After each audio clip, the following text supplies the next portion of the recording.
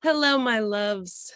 Um, so today is the day before the new moon in Pisces. Today is March 1st, the first day of March. And the new moon in Pisces ushers in springtime in the Northern Hemisphere. And so today I just wanted to do a quick check-in on the moon. We're going to look at the chart a little bit and do a little bit of playing around just with the energies that are there, right? So this is going to go out to the lake and the sea tiers of Patreon. So if you happen to be seeing this and you're not in the lake and the sea tier of my Patreon, we would love to have you join me. All of the stuff should be in the description, the links and such. Oops, I lost my lights. I don't think it matters. Sorry if bloodshot eyes bother you. I hopefully didn't trigger anything too serious. I don't know, it's not painful to me. I got it at some point yesterday. I either got shampoo in my eye or allergies, maybe. It's really hard for me to tell at this moment, but anyway, I hope it's not bothersome to anyone here. Okay, so let's get into the chart a little bit. If you haven't already seen on Patreon, I shared today, actually, I shared the moon moves for March. So I broke down all of the times that the moon moves signs, and then I also went into the void of course phase a little bit. Void of course is a little bit difficult to navigate. There's not a lot of information on it for astrologers. So it's a very personal flow is the way that I look at the void of course. Like what happens is the moon's moving through the sky, and when it gets to the void of course, it's made its last aspect. So it's almost like it's moving through the chart, then untethered, like not tied to anything else. Which is why I'm focusing on flow during those times, to kind of get into that, like my own flow, right? Not projected flow, but like whatever it is that's coming up for me in that moment. I'm doing my best to schedule some times around these void of course moon phases, to allow space for me to flow creatively, or if I'm exhausted, I take a nap. There are so many books that I want to read, and I feel like I never quote unquote have time. So I've been using the void of course moon phases as a time to be able to like just flow with that. Like if there's a book I want to read, I read it during that time. And so anyway, I mentioned in that post a little bit about it, and I'll mention it here. Show up for yourself in that process wherever you are. Like this has been years of me shifting my life to be able to allow space for flow in my schedule, partnered with privileges that I have that allow me flow. And so if all that looks like for you is a couple minutes on one of these days where the moon is void of course, cool, start there. You know what I mean? Like just notice how that feels. So start wherever you are. No pressure to even use them at all. Void of course moon phases don't get used by a lot of people, but I want to provide enough information for you to take what it is that you need from it, and just leave the rest, right? And come back and grab it sometime if you choose to. Okay, so I've pulled up the moon, the new moon that's happening on the 2nd. So we can see here that it happens on the East Coast, right? So adjust for your time zone. It happens on the East Coast at 12:34 p.m. tomorrow, March 1st, 2022. And it's happening at 12 degrees of Pisces. And what I'm going to do actually, because the thing about, okay, let me take this stuff off. Okay. The houses in this chart don't matter at this time for this reading. So like where they are doesn't really matter. So I took out the angles like the MC, the IC, the ascendant, and the descendant. I took those out, and now it just shows the planets in their sign and their aspects with each other, the planets and the nodes. So we can see that this is a very off balance moon. So we have everything, all the planets are up here in this top part. And with any moon, we're talking about polarities, we're talking about balance. This new moons, we talk about initiating things. But with this new moon, it's very internal. Pisces is a water sign. It's very compassionate. It's very emotional. It's very flowy. And if you look at the inside of this chart here in the middle where the aspects are, there's no red lines, which means there's no hard aspects with this moon, right? So the most difficult part of this moon is the fact that there's so many different things happening, which means we're all going to feel it a little bit differently. So we have what's happening with the moon. Sorry, let me move this. Okay. So we have what's happening with the moon here at 12 degrees of Pisces. The sun and the moon are together at 12 degrees of Pisces. And then we also have this cluster here in Aquarius, which is Saturn and Mercury in Aquarius. And then we have this cluster here, which is Venus, Mars, and Pluto having a conversation. So none of these are really talking to each other.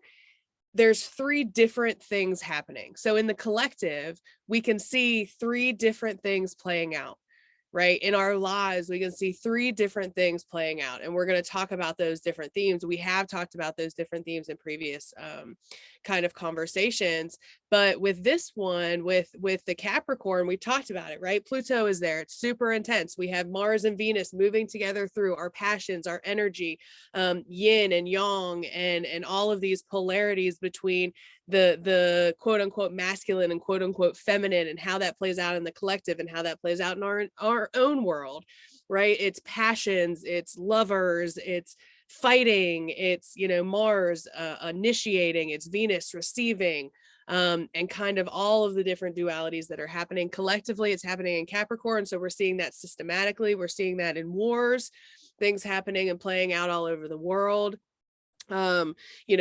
Pluto, it's oppressed communities. Venus is there with Mars, so we're seeing the stuff with trans kids. We're seeing things with women. So all of these oppressed communities, and this has been happening right for the last couple months, and will continue through February as Mars connects with Pluto on this day at 27 degrees, and then Venus is going to come through on the following day on March 3rd and have that same conjunction, and then on March 6th. Mars and Venus are going to walk together into Aquarius. So when that moves into Aquarius, that's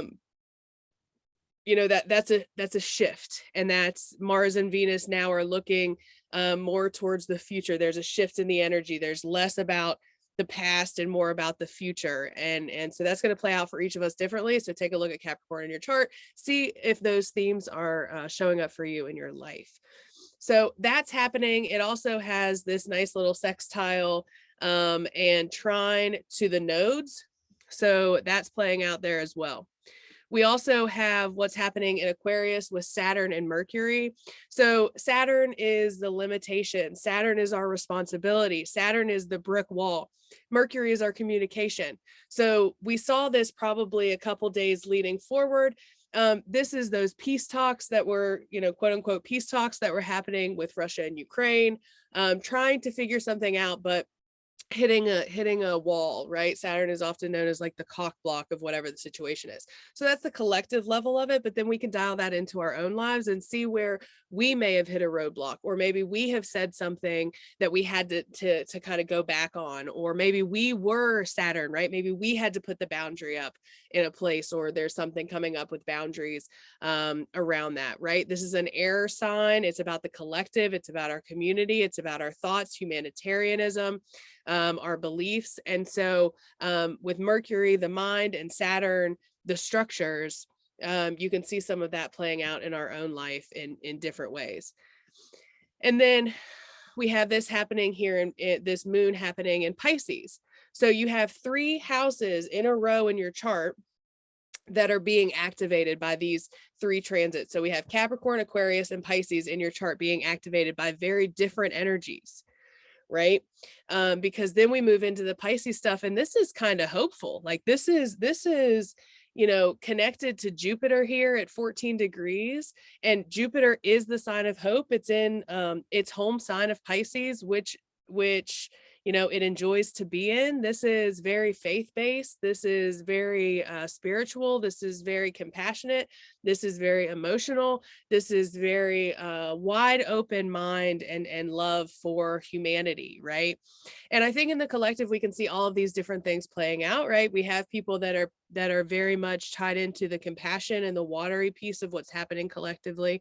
We have people that are in the Mars and the Plutonian part of it, in the thick of that, and we have people that are being the Saturn in this conversation, and the Mercury, right, needing to have conversations and build structure around what's happening. So we see this playing out collectively. You'll see it playing out in your life in different places, all depending on where this stuff aspects. So talking specifically about the moon energy, I really like this moon for the Pisces-ness of it. I think that, again, this brings hope. Jupiter brings hope to the collective. So again, not everyone's going to feel that and be able to tap into that hope, which is valid. But Jupiter and Pisces connected to a new moon in Pisces is very much vibes of hope for the future, leaning into the hope or radical buoyancy that things can be improved in the future, and that this isn't the end, and there's more that can happen, and love can grow, right? And so not only are we having this new moon, but the sun is moving into what we call a cazimi with Jupiter, which is when their cycle, the Jupiter cycle, restarts. This is the Jupiter sun cycle, which is called the somatic cycle. And so that kind of like reset brings beginning and endings with Jupiter. This is opportunities. This is understanding, like Jupiter can really start to come into and understand its buoyancy, its truth, its authenticity, what it can offer the world, its hope, its power, right? To be able to bring something, to bring something worthy of being seen and being shown. And so this is also, it can be very emotional when we have all of this stuff here. Neptune's also here in Pisces. And, within the next week, we're going to have Mercury move into Pisces, and then the following it towards the end of March, we have Venus that's getting into Pisces. So we're coming into a lot of Pisces energy with this new moon, and that can be uncomfortable, especially for people that don't have a lot of Pisces energy in their chart, placements in their chart, and depending on what Pisces rules in your chart, right? Because this can be a very vulnerable energy. This can be I mentioned very emotional. This can be a very intuitive or just sensitive time. Like our senses are really being activated. It's almost like, during the Halloween, a lot of people say that the veil is thin between the realms, between the worlds. And I believe the same thing is true and can be true during these lunations during Pisces season, because Pisces is so intuitively sensitive and is the sign that moves between the realms, to kind of like understand and straddle the two in an emotional way, right? Like Aquarius does that from a higher vantage point, but a Pisces does that by actually being in it and shifting into the different realms and being able to connect the different realms. And so that can be really uncomfortable for people that don't have or don't understand or don't truly feel comfortable connecting to their water energy. And that's not any shame to people that struggle with this energy, right? A lot of people struggle. It's a fucking rough life out here. And when we're tapped into the emotions and the sensitivity of it all, it can be overbearing and overwhelming.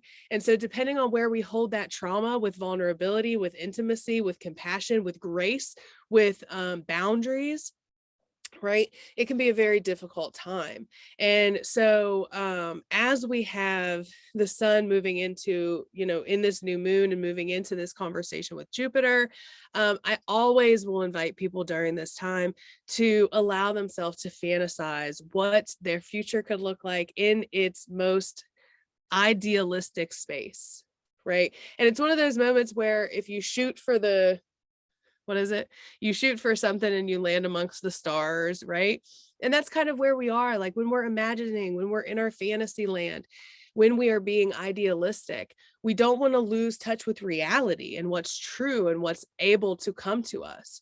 And we also want to be able to fantasize or work to be able to be open enough to fantasize with what it could look like. And that's really hard when we haven't ever seen it any other way, right? So this is a long process, and I don't want to put any shame around people that aren't able to connect to this. This is just an opening of that. And if you've never been able to connect to that hope before, maybe this is a time or a space where you'll be able to take the next step into that journey for yourself, or not, right? There's so many other things that are happening with this moon. You can forget totally about what's happening in Pisces, right? And if you have Pisces in the 12th house, that's probably what you're going to want to do, right? So it just depends on where all of this is hitting, right? This is a great time for you to work with this Capricorn energy, for you to understand the balance between the different dualities and the binaries within yourself and within the world, right? This is a great time for you to work on your boundaries with Saturn and Mercury, how you communicate your boundaries, how you understand your boundaries and other people's boundaries, right? So there are so many different ways that we can look at this. So that all being said, I did want to let's pull up a chart just because I feel like this might be helpful. And if you need me to run your chart, let me know. And I can try to do that. So let's just pull up my chart. Oh, I didn't want to do that, actually. Sorry, this isn't what I wanted to do. Okay.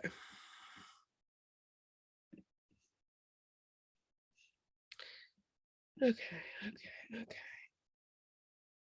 All right, so now we have my chart on the inside. Oh, well, this is silly because my stuff, well, I mean, I guess not. So this is all happening kind of during my solar return, right around my solar return. It's the day before my actual solar return. But so you can see that Pisces rules my third house. So this new moon is happening in my third house. So I'm recognizing and turning inward to recalibrate on third house themes. Right. And I am doing that. I'm working on my journaling. I'm working on my relationships with my siblings. I'm working on my surroundings, what my house looks like. I'm working on like my learning process as a student, which can also fall into this. We're getting ready to leave this area and travel a short distance, and play out what that looks like for us over the next couple months in the RV and moving, all third house themes, among other things. So I am kind of initiating new things there very, very basically. And I do have hope around what that can look like for me. And then I'm also having my Mercury return during this new moon. And so it's a recalibration of my belief systems, my understandings, the way that I communicate. And Saturn is right there, which is my chart ruler. So coming in to remind me, it's a time to recalibrate my boundaries. I lay boundaries pretty often and I allow them to shift, and I come back into conversation with them as a Saturnian. It's part of like my rituals is to discuss boundaries and containers with myself. And so that's all also being illuminated during this moon for me. In the second house, specifically of resources and values, I'm shifting through a lot of stuff with family and recognizing where my safety is held within that and where my resources are bound by relationships that make me feel unsafe. All very second house things with my self-worth and my self-value all tied into that as well. And then, I also have all of this stuff playing out in my first house as a Capricorn rising. I have Pluto and Mars and Venus doing their dance in my first house of self, right? So I've been renegotiating a lot of stuff.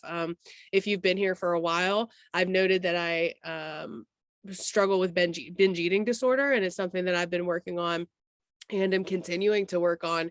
And more has come up about that, and how deep it goes for not only me, but generationally, and how I can heal that for not only me and my generations, but my culture, as someone who grew up in poor Appalachia. So there's a lot that kind of is going into that for me, as well as that kind of comes forward and moves through my first house. I'm also a rape survivor, and so that's been something that I've been navigating as well with Pluto, with the cosmic lovers. So and how I have carried on that burden in deeper ways. Again, like, it's not that I haven't done that healing, but it's like this deepening of the spiral, right? When Pluto's there, it can go so deep. And so I've been doing a lot of shadow work with those things as well. So all of that stuff coming up for me, all very different experiences, right? But they're all being triggered with this new moon in a different way. And so I just wanted to kind of give an idea of how this may be coming up for you, by showing you how this is coming up for me. So I don't know if that's helpful at all.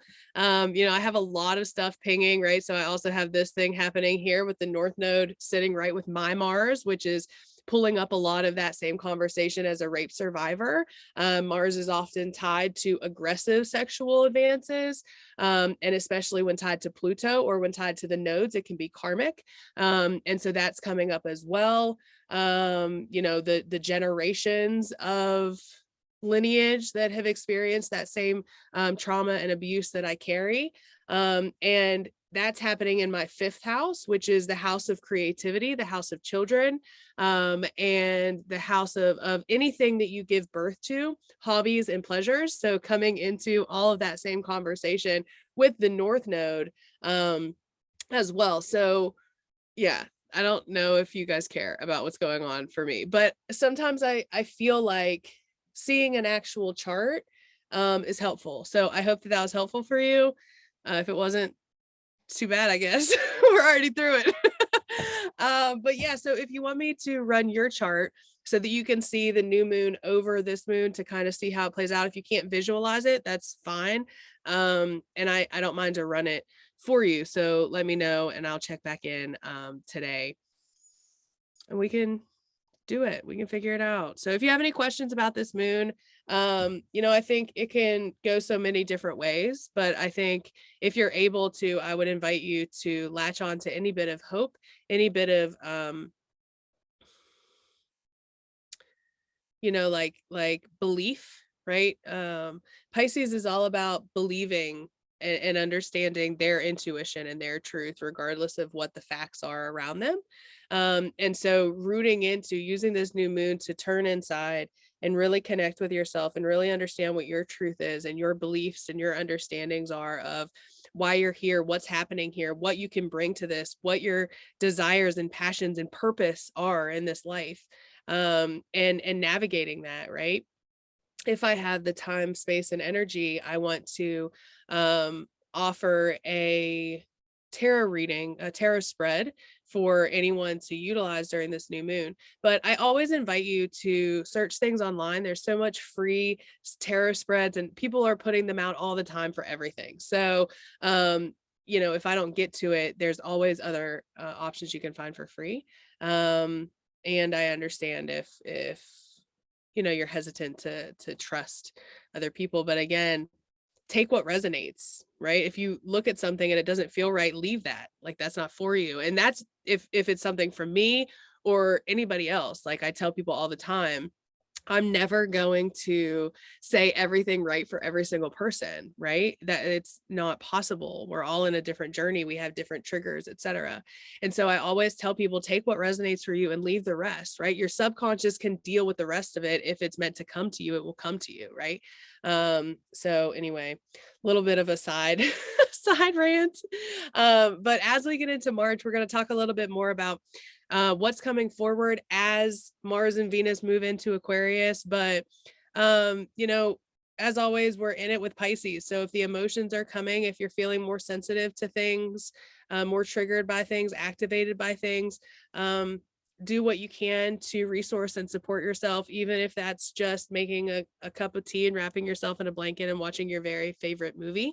Sometimes that's what Pisces season asks us to do, as a way to nurture and care and love ourselves so that we can then show up to nurture and care and love each other.